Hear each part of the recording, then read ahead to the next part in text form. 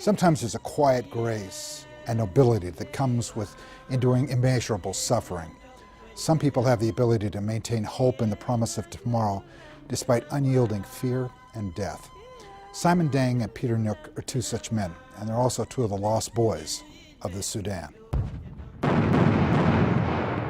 Network coverage like this from NBC, ABC, and CBS dominated the news in the late 1980s and 90s and shortly before 9/11, as journalists attempted to shed light on the widening war in the southern Sudan. A byproduct of British colonialism, the Sudan is a country largely shackled together with Arab Muslims in the north and black Christians in the south. As seen in this ABC broadcast footage, in 1987, the Khartoum Arab government systematically began driving people from their villages in the south. What followed was a mass exodus of young boys who were forced to flee their homes or die. They were called the Lost Boys by the relief workers because of the Peter Pan story. The boys spent 3 months struggling to make their way to Ethiopia and the sanctuary of refugee camps. Simon Dang and Peter Nook were both just 7 years old when the Khartoum-based government began their war against their countrymen in the south. Most majority of the village was burned down to the ground. Everything was destroyed. And there was no other, means of support that they can get. If your shelter house had been destroyed, burned down, with all the food in there, everything is completely gone. So now you have to start from the crash. You start from from zero, and then you don't have any kind of stuff. And it was tough. The young girls had value. They could be sold into slavery or marriage. The fate of the young boys, however, was even more perilous. The Khartoum government decided it was easier to kill children rather than to face them as young men with weapons. And so, the killing began. The village elders managed to save many of the boys and get them on the road. And it was a day that Peter Nook has seared into his memory. We fear that day, because a lot of people lay down, they cannot walk. So the people older, they come and went out the portals and collect all the lost boys who were hiding. And they keep pushing us work to collect them where the people scatter. With little or no food, water, or shelter, only those with the strongest will manage to survive. Numbers vary. However, the United Nations High Commissioner for Refugees believe that somewhere between 30,000 and 27,000 young boys began their journey to their first refugee camp. It's hard to remember how many people lost on the way. We had a lot of people dying on the way with a lot of different difficulties, that they couldn't even make it, and there was no food, no water, and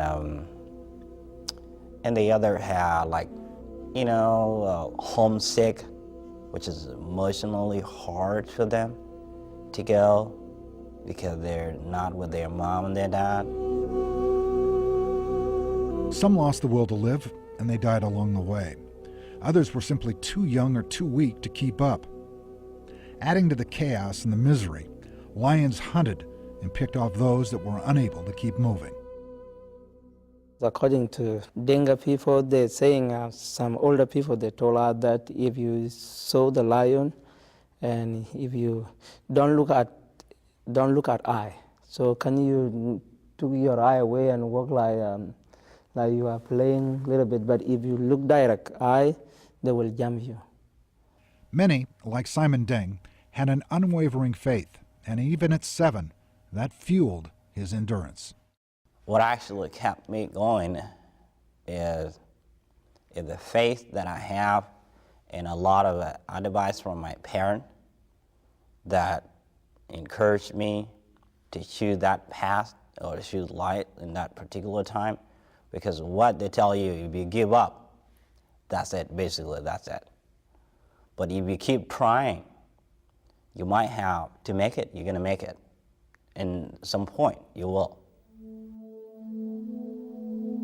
For those that had survived the 3 months on the road and managed to make their way to Ethiopia, life in the refugee camp was extremely difficult. Despite help from the United Nations, the lost boys continued to struggle for survival. It's very bad the time we went there. It's very bad because there is no much food and no shelter and no like blanket and no like support so that we can cook food. It's bad.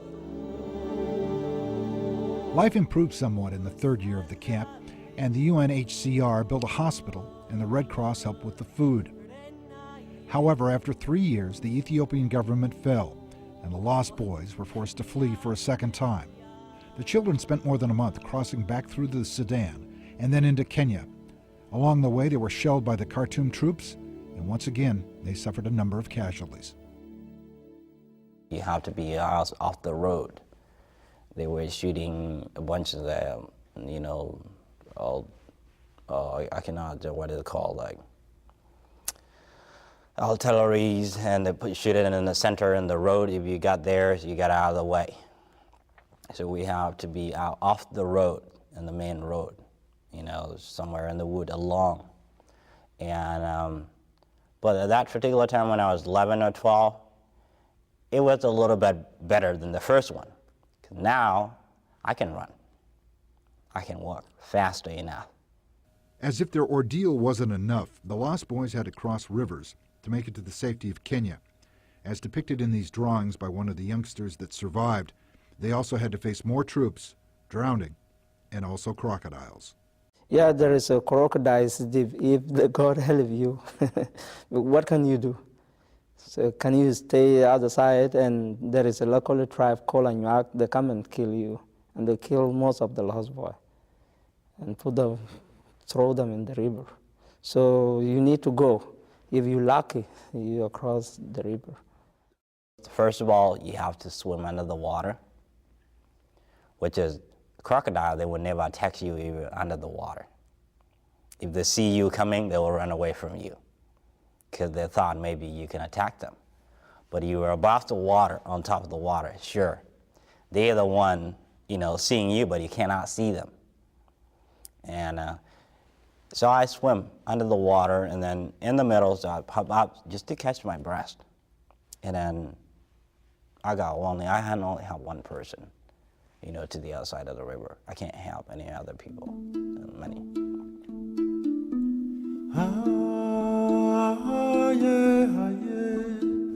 Those that survived the second trek would go on to live at the refugee camp at Kakuma in Kenya. Life was still very difficult, but boys like Simon and Peter focused on their education and the hope of a better life. They would spend another 9 years at the Kakuma refugee camp. It's very interesting that you write down with your finger on the dirt.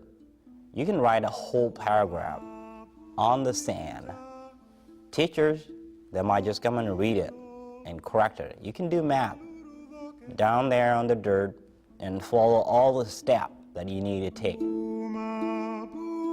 Estimates vary on the numbers, but it is believed that around 11,000 of the lost boys somehow survived. Starting in 2001, around 3,800 of the youngsters, who are now young men, resettled to the United States, where they're now living in 39 cities across the U.S. With the help of various religious organizations and groups, a number of the lost boys have made a remarkable transition to living in America. Both Simon and Peter ended up calling San Jose home, and they became United States citizens. I was very excited, happy, to see a new place. And I never been to this country before, so I was hoping that basically when I go to the U.S. I have to continue with my education. Despite whatever the conditions are, I thought that's the best opportunity to take. Just take that chance, don't let it go. Because some of the windows, they might be open and sometimes they close. So when your windows are opportunity open, just take it. That's one more time. Water is a liquid. The men work 2 jobs, 16 hours a day, and still find time to go to college. Simon works for the Santa Clara Water District, teaching water conservation, and he hopes someday to become a nurse and return home and to help his people. Peter's employed at a printing company, and he's been instrumental in helping Sudanese orphans, and he has personally returned to the Sudan 4 times to help 38 orphans relocate to a school in Kenya. The time we came here, we are still behind. But the time we came here, American friends come and help us a lot. So it's kind of appreciation first to them. And then they gave it to us, and we want to give it to our people. And that is God brought us to this country. So we are not coming for ourselves. We are coming, God sent us so that we can come and help people there in back home. It has been said that the greatest test of courage on earth is to bear defeat without losing heart. Simon Deng and Peter Nook remain warriors of the heart.